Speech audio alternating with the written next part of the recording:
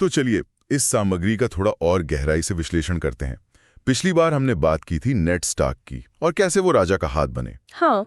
अब कहानी पहुंच गई है किंग्स लैंडिंग और यहाँ साजिशों का जाल कहीं ज्यादा घना है ना? बिल्कुल। हमारे पास जो नोट्स हैं वो साफ इशारा कर रहे हैं कि ये एक ऐसा खेल है जहां या तो आप जीतते हैं या फिर मारे जाते हैं।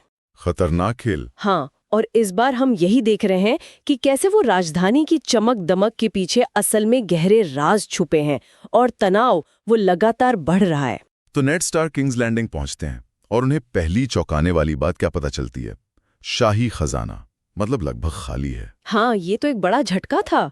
राजा रॉबर्ट, उन्हें तो कोई खास फिक्र नजर नहीं आती, और रानी सर्सी, उनका रुतबा साफ दिख रहा है। लेकिन जो विश्लेषण हमने किया उसमें एक और परत है। नेड को फौरन शक होता है जो पिछले हैंड थे जॉन एरन, उनकी मौत। उन्हें लगता है कि ये सिर्फ बीमारी नहीं थी, शायद जहर दिया गया था। बिल्कुल। ये शक उनके मन में घर कर जाता है और अब नेड के लिए चुनौती दोगुनी हो गई है। एक तो ये बिगड़ती आर्थिक हालत संभालनी है, ऊपर से कत्ल की गुत्थी सुलझानी है, वो भी ऐसे दरबार में जहां सच छुपाना आम बात है। हाँ, जहाँ किसी पर भरोसा करना बहुत मुश्किल है। ये अपने आप में एक मिशन बन जाता है उनके लिए। और इसी शक के आधार पर वो जांच शुरू करते हैं ना? जी, और जल्दी ही उन्हें कुछ पता चलता है। जॉन एरन अपनी मौत से ठीक पहले राजा रॉबर्ट के कुछ नाजायज बच्चों के बारे में जानकारी जुटा रहे थे। अच्छा, पर ये जानकारी ये इतनी अहम क्यों हो सकती थी? मतलब राजा के नाजायज बच्चे तो शायद पहले भी रहे होंगे। हाँ, ये दिलचस्प सवाल है, लेकिन सूत्रों से एक इशारा मिलता है कि इसका ताल्लुक सीधा सिंहासन के वारिस से है। ओह, अगर राजा रॉबर्ट के जो घोषित वारिस हैं, राजकुमार जॉफ्री, अगर वो असल में उनके बेटे नहीं है तो ये तो पूरे राज्य को हिलाकर रख देगा। बिल्कुल। और शायद जॉन एरन इसी विस्फोटक सच के बहुत करीब पहुंच गए थे। और इस सब के बीच नेड की बेटियां भी हैं किंग्स लैंडिंग में, आर्या और सांसा।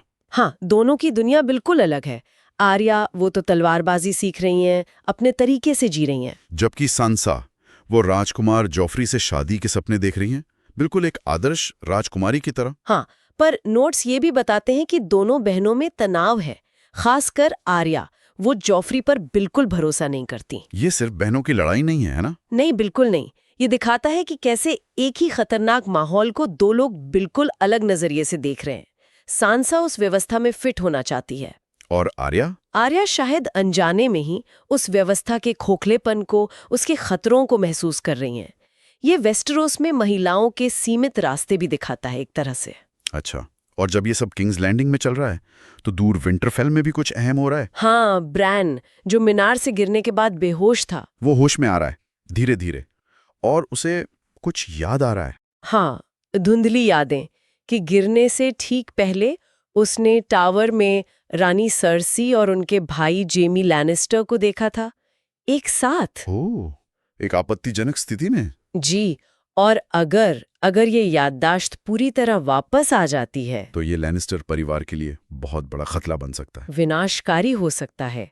ये सिर्फ उनका राज नहीं खोलेगा, बल्कि शायद उन घटनाओं की पूरी चेन सामने ला देगा जिनकी वजह से ब्रैन गिरा और शायद जॉन एरन की मौत भी हुई। ये तो कहानी का रुख ही बदल देगा। बिल्कुल। और जैसे कि तनाव पहले से कम ना हो, एक और घटना होती है। हाँ, जो चिंगारी का काम करती है। कैटलिन स्टार्क, हाँ, वो मानती हैं कि लैनिस्टर उनके बेटे ब्रैन पर हमले के पीछे हैं। और वो अचानक टिरियन लैनिस्टर को बंदी बना लेती हैं। उन पर ब्रैन की हत्या की कोशिश का इल्जाम लगाकर। हाँ, और ये गिरफ्तारी, ये स्टार्क और लैनिस्टर परिवारों के बीच जो दरार थी उसे एक खुली खाई बना देती है। अब टकराव तय लगता है। हाँ, स्रोत तो यही इशारा करते हैं।